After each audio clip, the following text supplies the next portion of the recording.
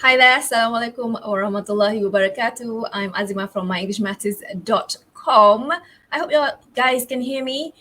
It's a great morning today. I am back for a Tuesday live session after a long break. If you caught us talking about my long break, that was on last week's episode.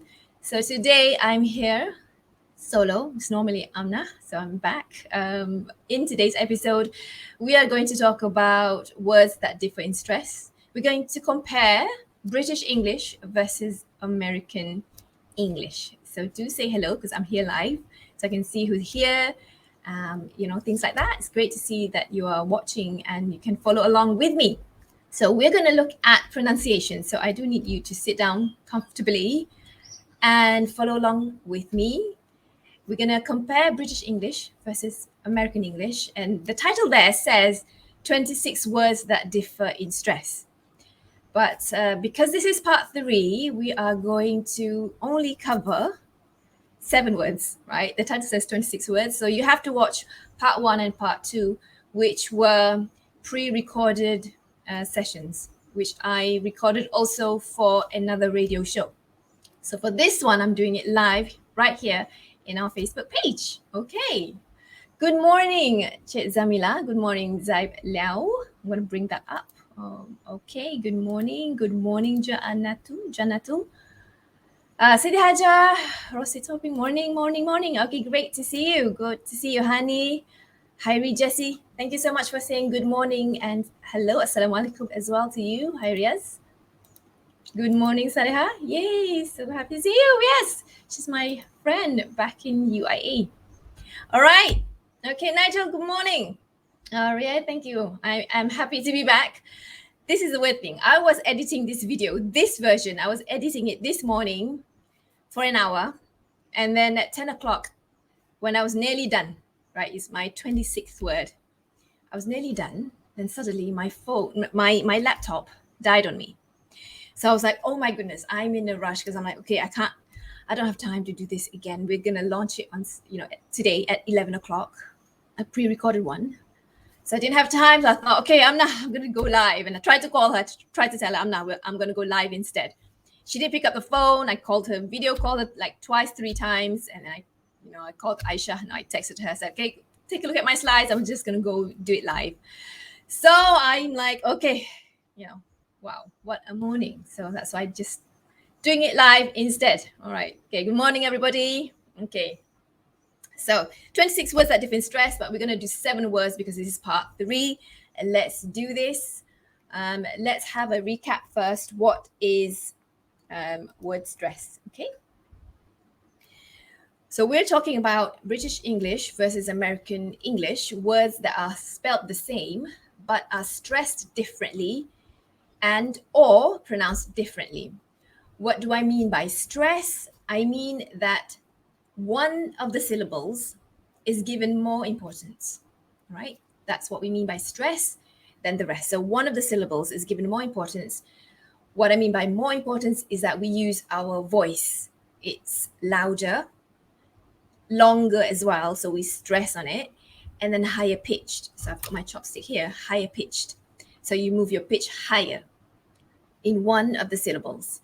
So for example, the word speak, S-P-E-A-K, that's one syllable. But in speaking, the word speaking, there are 2 syllables there. So you stress on the first syllable, S-P-E-A-K. So it's speaking, not speaking, it's speaking. So you stress on the first syllable. This is important for speaking clearly. This is important for speaking clearly. So if you have a problem with speaking clearly, maybe when you speak, you tend to rush, and so people don't understand you. Maybe you need to work on your word stress. All right? Okay, so let's do this, everybody. Now, the first word, even though it says 19, word 19 there, first word is magazine, M-A-G-A-Z-I-N-E. It's a type of large, thin book with a paper cover that you can buy every week or month, containing articles and photographs. And when I was a child, I loved reading magazines, right? So there are 2 ways to pronounce this, British English way and versus American English way. So let's take a look at the British English way. The stress actually falls on the third syllable. So if you can see on my slide here, if you're watching this, the stress falls on the zine part. So it would sound like this. Magazine, magazine. So zine is longer, higher pitched, and louder. Magazine. Compared to American English, the stress falls on the first syllable. So it's magazine, magazine. Right, I have to use my chopstick. Can you see it? Right, so are you following along? British English first, magazine versus American English, magazine. Right. The informal way of saying this word, if you don't know the difference and you just want to say mag, it's also acceptable. Okay, so it's mag, the shortened way of saying magazine, okay, or magazine. All right, okay. How are you guys doing? I hope you're okay. All right. Word number 2, but in this slide it says 20. This word is my favorite form of therapy. So MASSAGE in British English, it's massage. Okay, first syllable stress. And in American English, now there's a difference here, not only in the stress, but also in the syllables. So listen carefully, it's so massage, okay, massage. So the stress falls on the second syllable, okay, massage. All right. So yeah, which pronunciation do you prefer? Do you prefer massage or massage? I think I prefer massage more. And I get a massage once a month. That's my form of therapy. Right. I prefer that because I'm used to listening to that word, and I picked up that word when I was here back in Malaysia as an adult who can now afford a massage. So I use that word instead of massage, the British English word, because you hear it more on TV and radio and things, social media. Okay. All right. Let's go to word number 21. It's pastel. It's like a soft colored pigment. It's probably your favorite color. I don't know. Maybe you like that color. So in British English, it's the stress falls on the first syllable. It's pastel, right? And in American English, it's this stress on the second syllable. So it's, I hope I can say this correctly. Pastel, right? Pastel. Oh gosh, I can't even say that correctly, but basically it's the second syllable, and even there's like another vowel there. So if you can do it correctly, well done. For me, that's a struggle. I can't do the American English one, but as long as people understand you, it's okay. All right. Let's take a look at this word. All right. Now, you might not really use this word unless you're an English teacher or you're currently learning English. So this word is participle. How would you say it? Tell me. But it's actually, two ways to say it. What it means is it's a word formed from a verb ending in ing or ed or enn. In British English, it's the stress falls on the second syllable, so it's participle. So let's do that again. Participle. So T, lift up the T there. And then in British English, it's in American English, it's participle. Participle. So compare that. Let's do that again. Participle, British English. American English, it's participle. I just remembered that. They say the R clearly, so it'd be participle. And it's hard for me to say the R, but it might be easy for you. So you choose which ones you prefer. Okay, there's no right or wrong here. They're both correct. as second language learners, or if English is your third language, you get to choose what's easy for you. Okay. All right. Zamani says, I feel like American English is closer like Irish, especially the R's. Yes, the Irish say they pronounce their R's more prominent, clearly. So, yeah. All right. Thank you very much. Okay. Let's go to this word. So I've chosen words that are difficult and, well, it has confused me in the past. So this word, S-A-C-H-E-T, S-A-C-H-E-T, a packet containing liquid or powder. When you go to a hotel or something, you might get a S-A-C-H-E-T of milk or coffee or tea. So I believe it's influenced. It's a word influence from French, I believe. Hope I got that right. But anyway, you would say it like this in British English. It's sachet. Okay, sachet. So not sachet. I used to say sachet, but it's actually sachet. So sa, you pronounce sa. The stress is there on the first syllable, sa. And in American English, you guessed it correctly, it's shay. The stress falls on the shay. So it's sachet, sachet, sachet. There you go, right? You try to do this, try to compare which one is easier for you. Is it sachet or sachet? They're both correct, okay?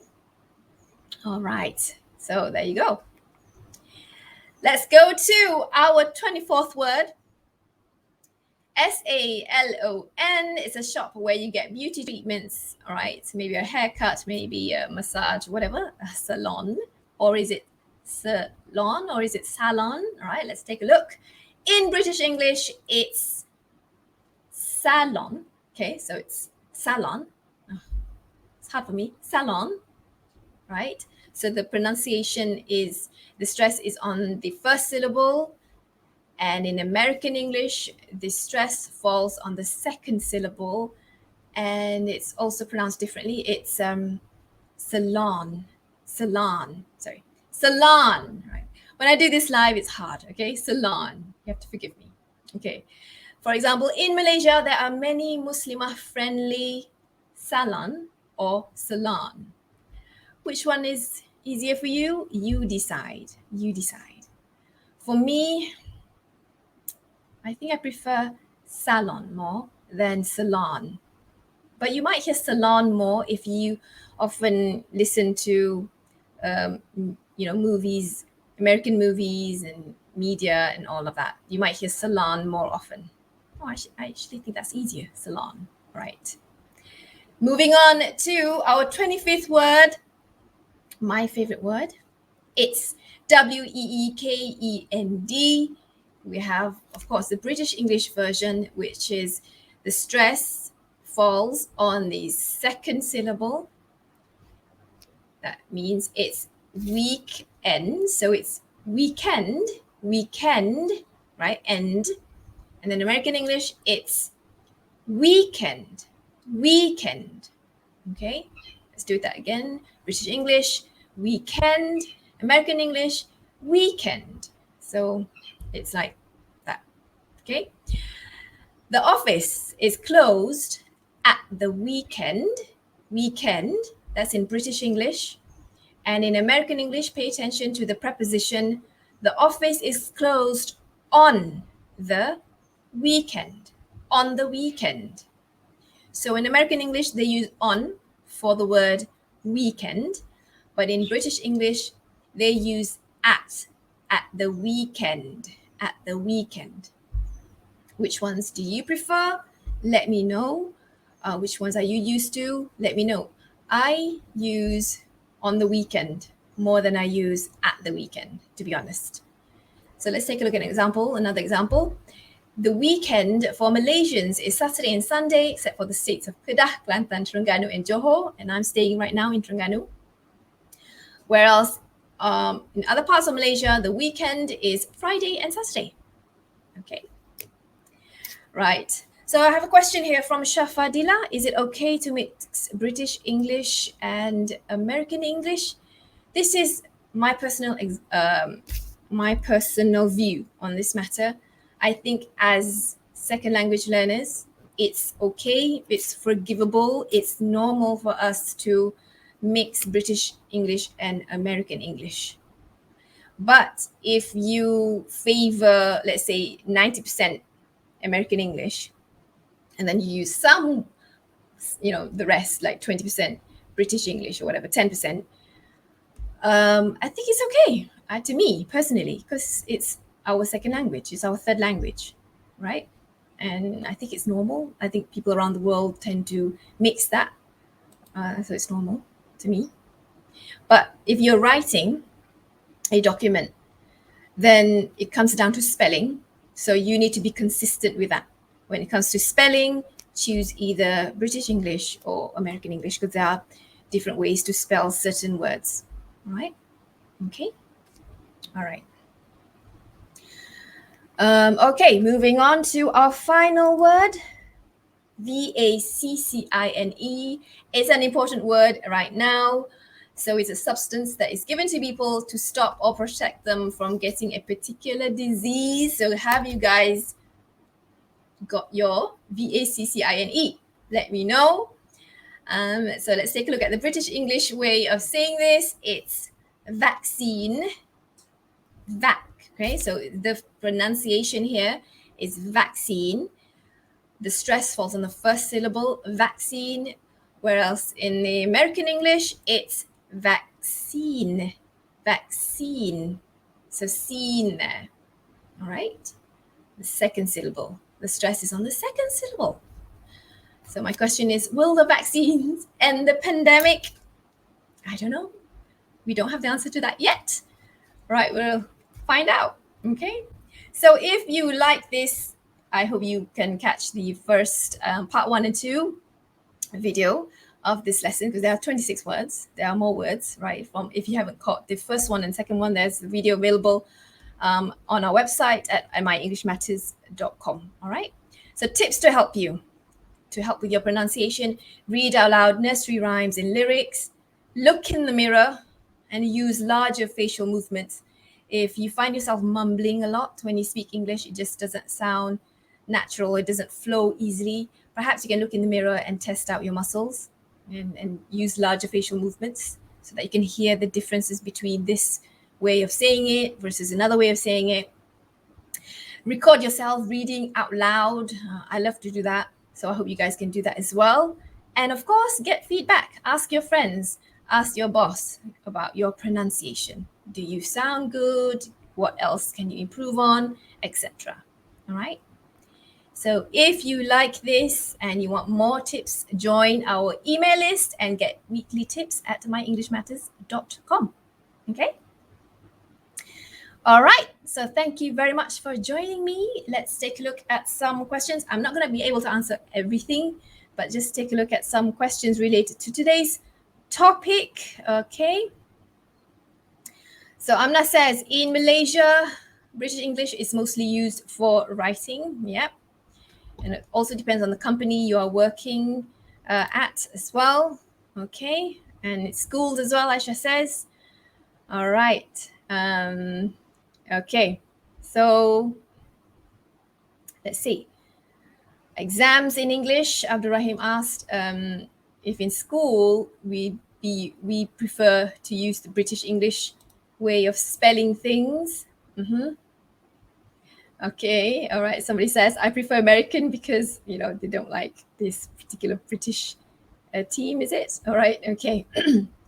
All right, so that's it from me then. Thank you very much for being with me, and I hope you have enjoyed today's session, and I'll see you guys again next time. Don't forget to join our email list and get weekly tips at myenglishmatters.com. That's all from me. Bye. Assalamualaikum warahmatullahi wabarakatuh.